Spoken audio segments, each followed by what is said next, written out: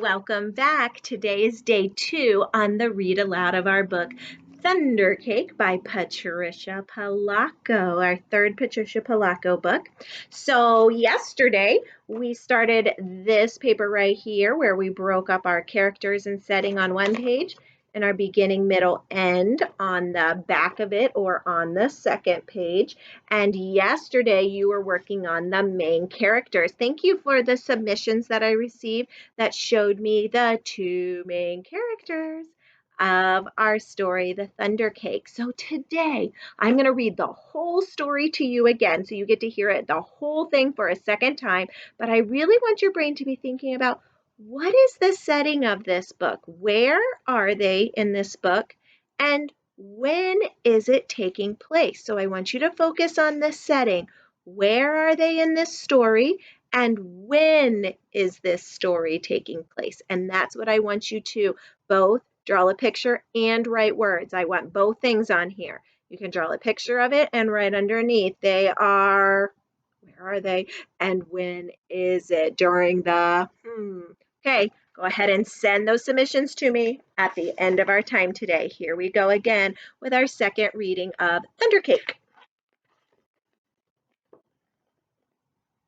Grandma looked at the horizon, drew a deep breath, and said, "This is thunder cake baking weather, all right. Looks like a storm coming to me."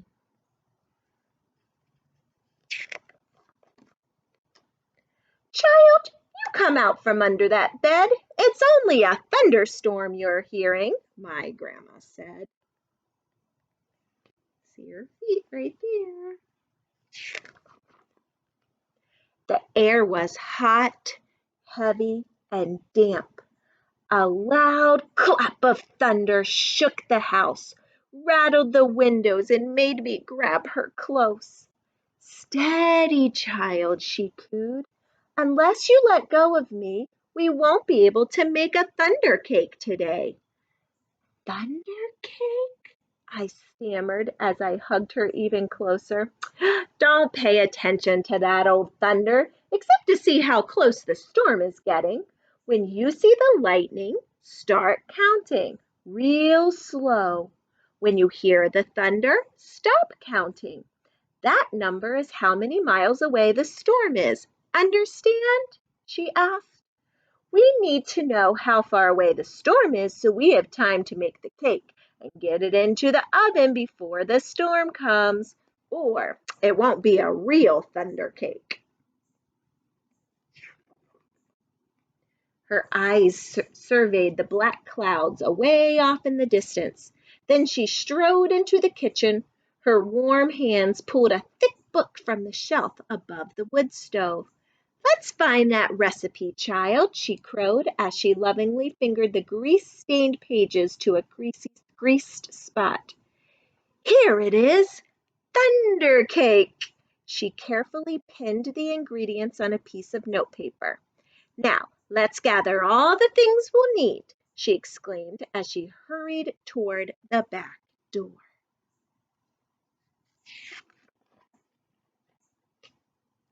We were by the barn door when a huge bolt of lightning flashed. I started counting like Grandma told me to. 1, 2, 3, 4, 5, 6, 7, 8, 9, 10. Then the thunder roared. 10 miles. It's 10 miles away, Grandma said as she looked at the sky. "About an hour, I'd say. You'll have to hurry, child. Gather them eggs careful like," she said. Eggs from mean old Nellie Peckhen. I was scared. I knew she would try to peck me. "I'm here. She won't hurt you.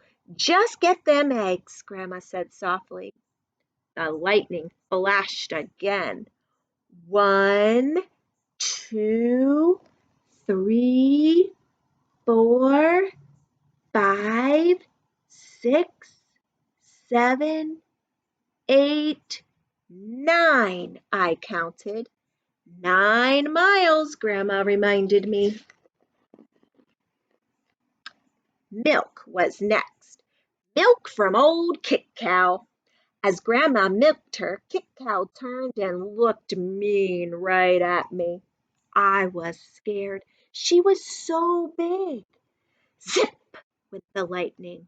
1, 2, 3, 4, 5, 6, 7, 8, I counted.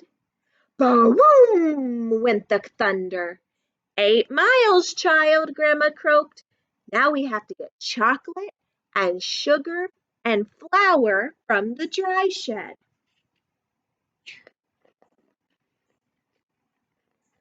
I was scared as we walked down the path from the farmhouse through tangled weed woods to the dry shed.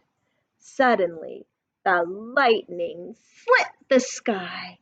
1, 2, 3, 4, 5, 6, 7, I counted. Boom! Boom! Crashed the thunder. It scared me a lot, but I kept walking with Grandma. Another jagged edge of lightning flashed as I crept into the dry shed.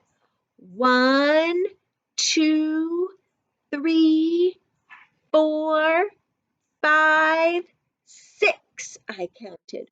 Crackle, crackle, boom, kaboom, the thunder bellowed. It was dark and I was scared. I'm here, child, Grandma said softly from the doorway. Hurry now. We haven't got much time. We've got everything but the secret ingredient.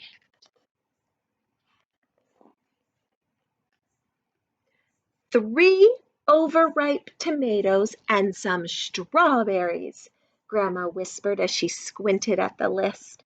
I climbed up high on the trellis. The ground looked a long way down. I was scared. I'm here, child, she said. Her voice was steady and soft. You won't fall. I reached 3 luscious tomatoes while she picked strawberries. Lightning again. 1, 2, 3, 4, 5, I counted. Kabang! Boom! The thunder growled.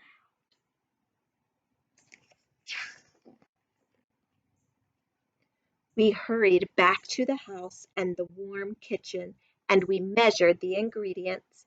I poured them into the mixing bowl while Grandma mixed. I churned butter for the frosting and melted chocolate. Finally, we poured the batter into the cake pans and put them into the oven together. Lightning lit the kitchen. I only counted to 3, and the thunder rumbled and crashed. 3 miles away, Grandma said, and the cake is in the oven. We made it. We'll have a real thunder cake.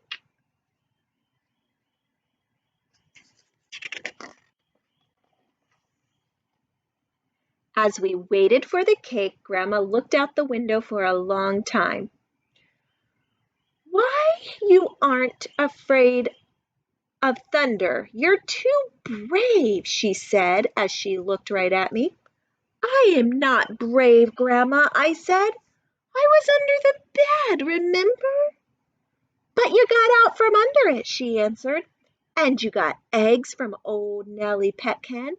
You got milk from old Kick Cow. You went through the tangled weed woods to the dry shed. You climbed the trellis in the backyard. And from where I sit, only a very brave person could have done all them things.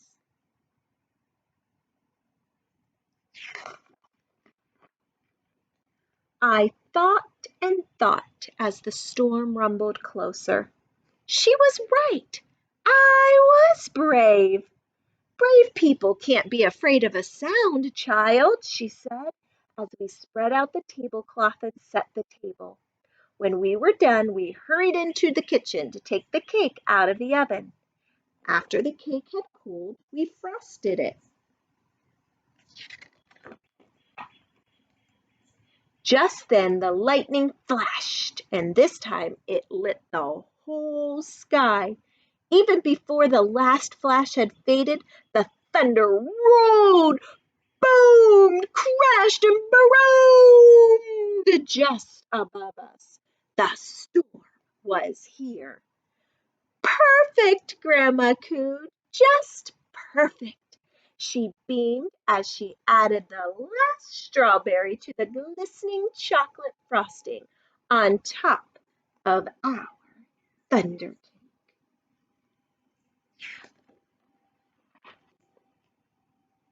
As rain poured down on our roof, Grandma cut a wedge for each of us.